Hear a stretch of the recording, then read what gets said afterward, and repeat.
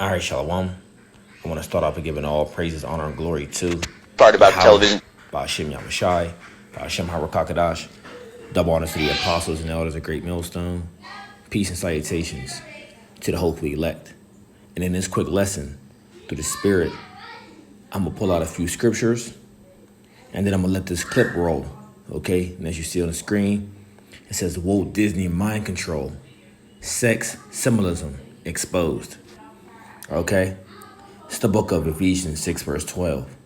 For we wrestle not against flesh and blood, but against principalities, against powers, against the rulers of darkness of this world, against spiritual wickedness in high places. And the media is a high place where he promotes the wickedness. Okay? He uses his media as a tool of witchcraft. All right? And he uses it to what? To attack the minds of you, or the minds of children. Okay? He uses it to to push on you at a very early age. Okay? And you're going to see all these different things, in these clips, okay? The different symbols and wicked signs that they throw up. Okay, the sex symbolism that has been pushed all throughout, these Disney movies, okay? And like I said, he uses it, to push on you at a very young age. So this is a part of the spiritual wickedness in high places, all right? And there's more, and I'm just going and touching on, the media aspect of it, all right? Part of the media aspect, because there's so much more of wickedness, that this man has done, or that this man is doing. Okay, I want to get a scripture of dealing with this place, America, Babylon. That this is a place of sorcery. Okay, this is a place of witchcraft. All right. I'm trying to see if I can find the scripture. Matter of fact, it's in the book of Habakkuk. All right. It's in the book of Habakkuk, I believe.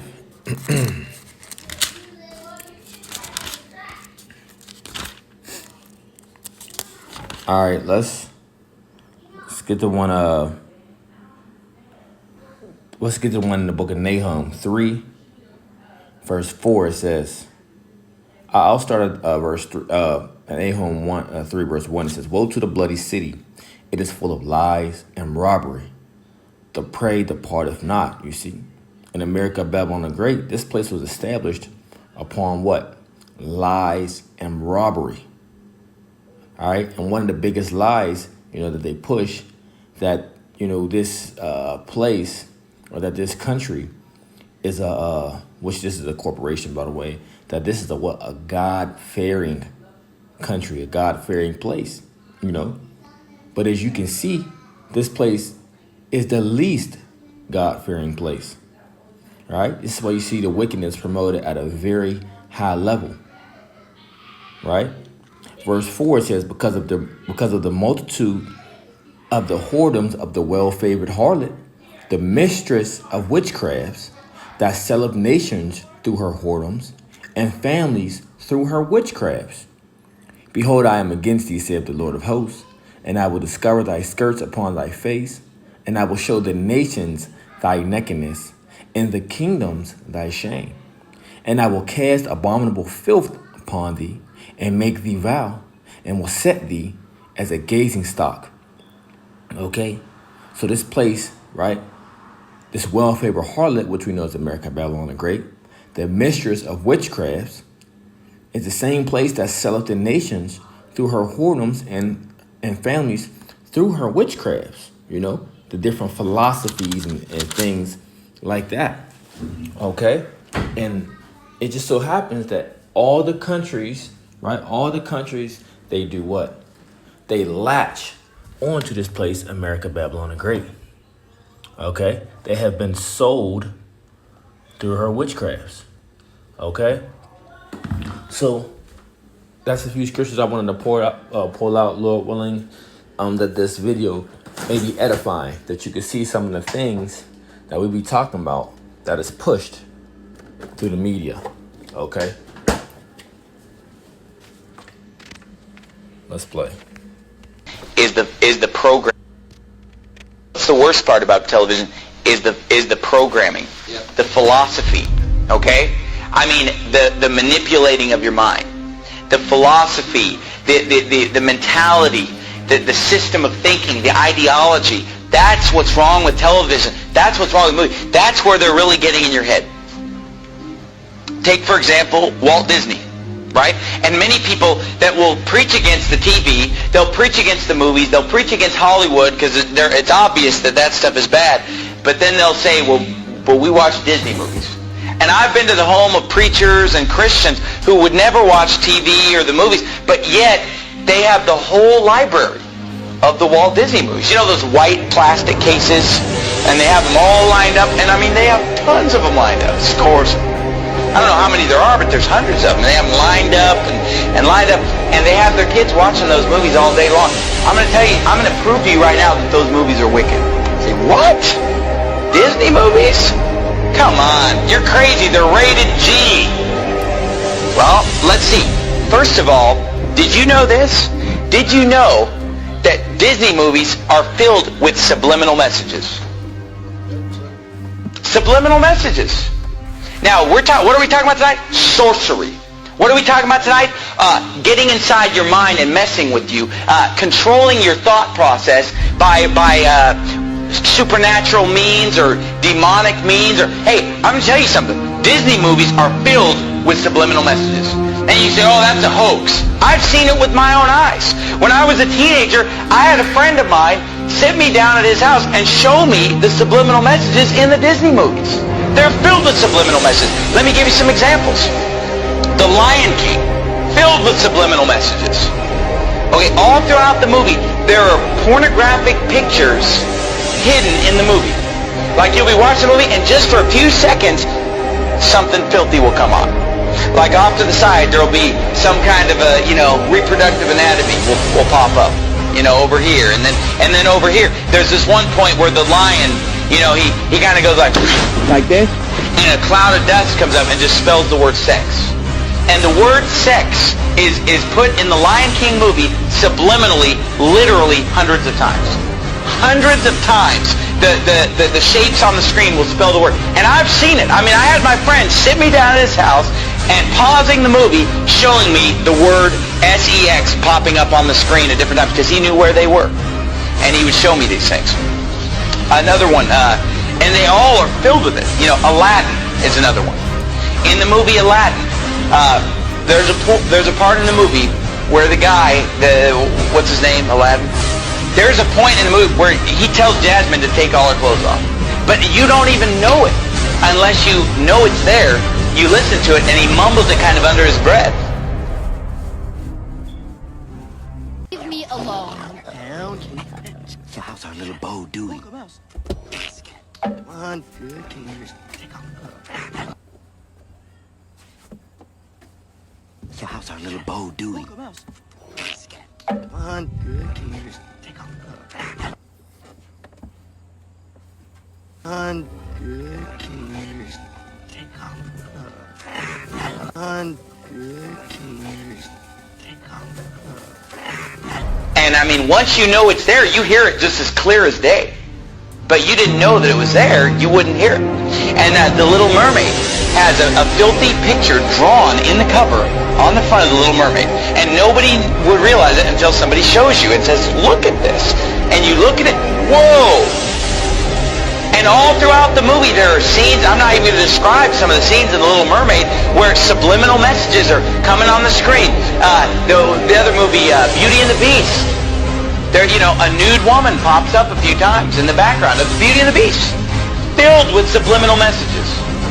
Your kids are watching it and their mind is maybe not even seeing it, but it's going into their subconscious. Words flashing on the screen. over and over. Sex, nudity, filth, just all the smut is just coming on the screen. Oh, those movies are harmless. They're filled with subliminal messages. Who knows what your kids are being programmed? Oh, but you know what? I'm sure that it's only just the Disney movies. I'll guarantee you it's the rest of Hollywood probably doing the same thing. And these Disney movies, at first when I was a teenager and somebody showed me this, I thought it was just a couple movies, a couple scenes. But you know, as time has gone on, I've realized that virtually every Disney movie is packed with hundreds of subliminal messages to program the minds of your children. Okay, but then forget the subliminal message. Just the message of the Disney movies is perverted. Even if you just forget the subliminal message. I mean, forget what movies did we bring up? The Little Mermaid. You know, a half animal, half human being. And that's perverted in and of itself. All throughout the Bible, every false god is a half animal, half human being. They're constantly merging of animals and human beings. It's paganism. It's wicked. And yet every Disney movie is pretty much based on the merging of a human being with an animal. It's described in the Bible. And the movie The Little Mermaid, you know, she's topless the whole time, right? She's just wearing like a bikini top. How is that? Is that how you want your daughter to dress? Is that, oh, but there's no cussing, there's no nudity. Do you want your daughter going around in a bikini top? Is that modest apparel? Is that what Jesus Christ would have you to wear, ladies? No. The movie's filled with Satanism, witchcraft. There's some, Ursula, some witch that's casting spells and using sorcery and demonism. Oh, pretty innocent, right? All of them are filled with it. In the movie Beauty and the Beast, the whole first half of the movie is these prostitutes in the town that are dressed just half naked, dancing around, you know, admiring this guy, the big, strong, handsome guy. But all these girls are dressed indecently. They're obscene in their gestures, subliminal messages, and then the whole movie is basically just exalting a certain physical standard of appearance. Beauty and the Beast is a movie about a woman who falls in love with an animal. And in the movie they keep acting like, well, he's just ugly. He's not ugly, he's an animal. But there's a difference between being ugly and being a beast, being an animal. And if you've seen the cartoon, it's an animal. It's like a dog. It's like a big dog man or something. I mean, it's clearly an animal, and yet she falls in love with him while he's an animal. You know, only when she kisses an animal does he become a human being. Oh, wow. And you say, well, what's wrong with that? Read the Bible sometime. Hey guys, it's Jared. I pray this video shed light on the satanic, Luciferian, Illuminati indoctrination of our children. Yeah, because what he was going into, you know, was bestiality, all right? Which in certain states here, bestiality is legal.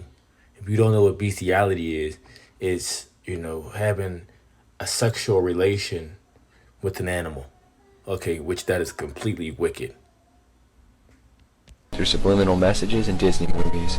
I understand that you may not believe this, but when you look into who's making these movies and you see the fruits of their labor, it all makes sense.